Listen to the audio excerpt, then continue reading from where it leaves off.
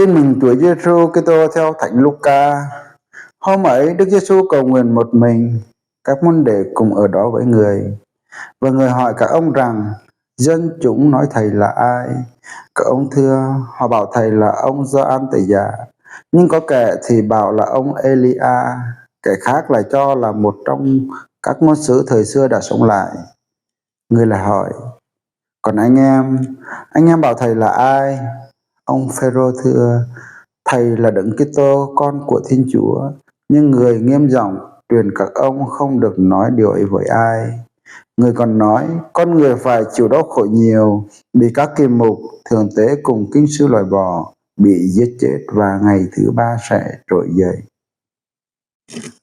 Đó là lời Chúa.